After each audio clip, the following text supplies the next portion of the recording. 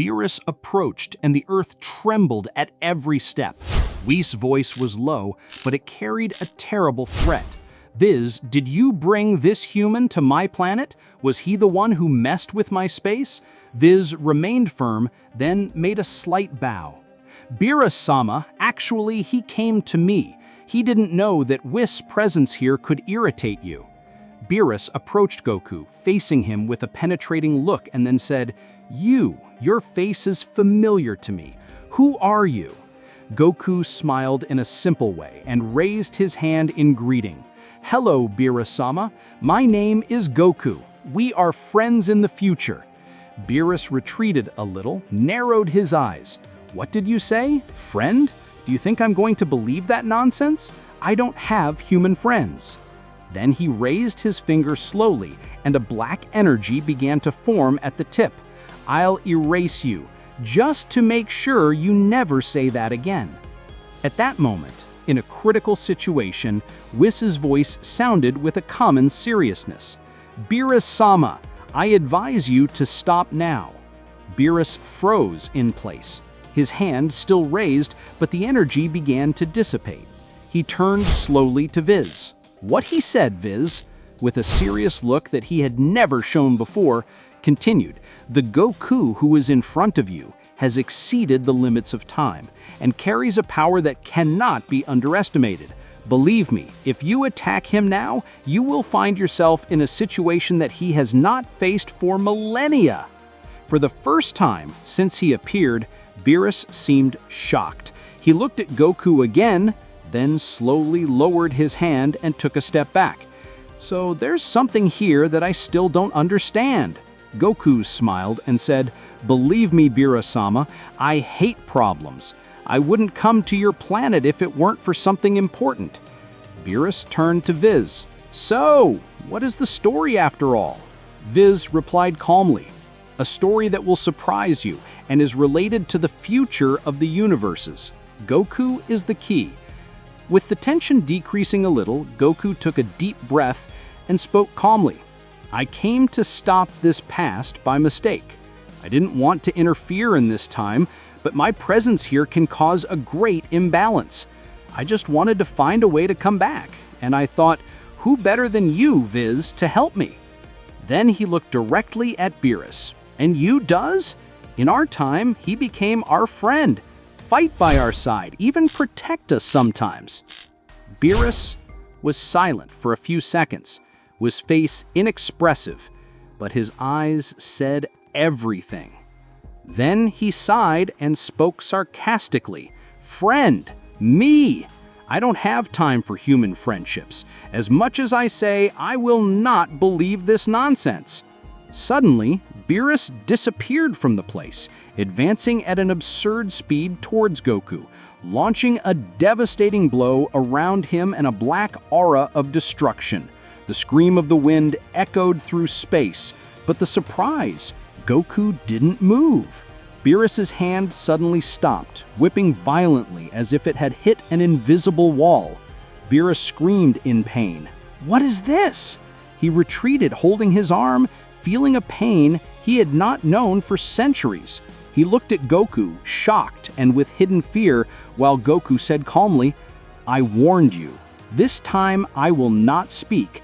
I warned you." Beerus did not understand what had happened, as he did not see any movement. How did Goku block the attack without doing anything? He turned to Whis astonished. Was it you? Was it you who taught him that?" Whis took his hand to his chin and smiled softly. "He told me that I would be the one to teach him the superior instinct in the future." Beerus was paralyzed, his expression unable to hide the shock. But as always, he raised his head with pride and challenged. "If you are so strong, all right, I'm going to destroy this planet. I can't stand the idea of a human stronger than me." Then he went up to heaven, raised his arm, and began to gather an immense energy to form a huge sphere of destruction that would terrify anyone. The earth trembled with energy. Everyone below screamed in fear. "Goku, stop him!" Suddenly, a mysterious silver and white aura exploded around Goku. The earth trembled, the sky tore. He entered directly into the superior instinct. Beerus froze for a moment. His body trembled involuntarily, felt the danger, but even so, he launched the sphere of destruction against the planet. In a blink of an eye, Goku disappeared and emerged above Beerus, unleashing a single quick and accurate blow with the tip of his finger on Beerus's forehead. Just one blow. Beerus fell like a lightning, unconscious, his honor destroyed for the first time in his life.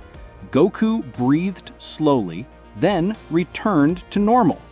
His eyes calm again. He walked to Whis and said with confidence, "Take him back. He must not stay here.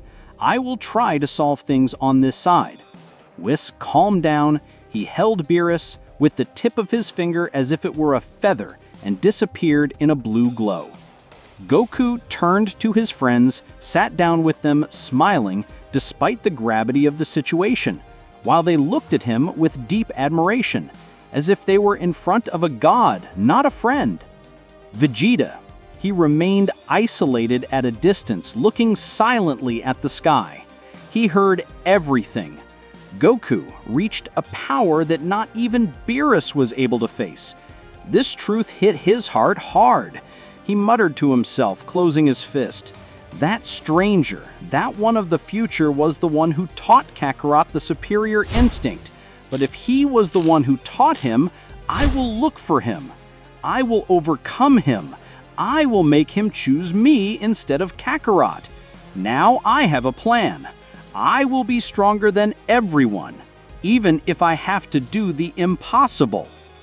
Goku sat down with his friends and said in a calm voice, "Is there anyone stronger than anyone you've ever met? Even Beerus. His name is Zeno."